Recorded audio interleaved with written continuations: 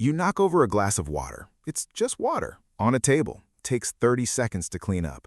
But somehow, your brain decides this is a catastrophe. Your jaw tightens, your chest gets heavy, and a tiny voice inside your head says, "Why does this always happen to me? It's just water, so why does it feel like everything is falling apart?" You've probably done this. You forget one item at the grocery store, and suddenly you're an idiot who can't do anything right. You're 5 minutes late to something, and now you're a terrible person who wastes everyone's time. Someone gives you one piece of criticism, and your brain replays it 17 times before bed. A small thing happens, and your reaction? Enormous. Why does the human brain do this? Psychologists call it catastrophizing, and it's one of the most common thinking patterns on the planet. Here's what's actually happening inside your brain. Your mind is constantly running a threat detection system. Back when humans lived in the wild, this system kept us alive. A snapped twig in the forest, danger, react fast. The problem is, your brain never learned the difference between a tiger and a spilled cup.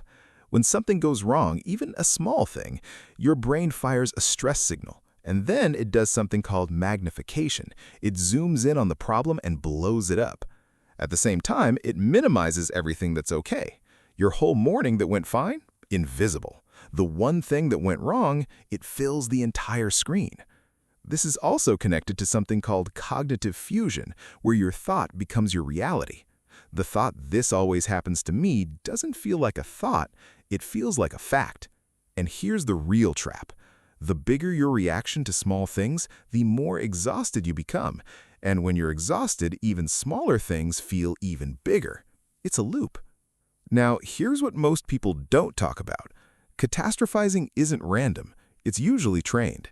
If you grew up in an environment where things were genuinely unpredictable, where a small mistake could lead to a big consequence, your nervous system learned to stay on high alert all the time.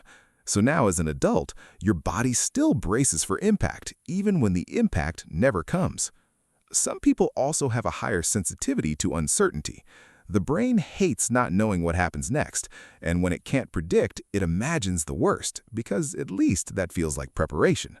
It's not weakness, it's actually your brain trying to protect you, just using a strategy that was built for a different life.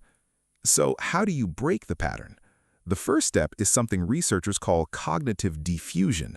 Instead of saying "this is a disaster," you say, "I notice my brain is telling me this is a disaster." You create a tiny bit of distance between you and the thought, and in that distance, you get to choose your response. The second thing is asking yourself one honest question. Will this matter in 5 years? In 5 months? In 5 days? Most of the time, the honest answer is no.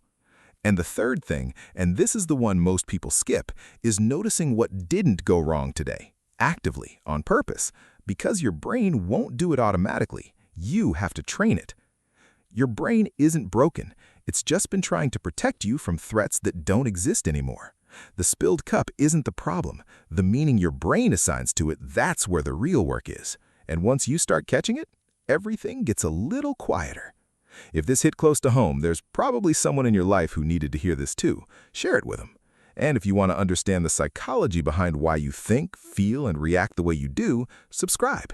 Every day we go deep on exactly this kind of thing. Real psychology, no fluff, just the stuff that actually changes how you see yourself. See you in the next one.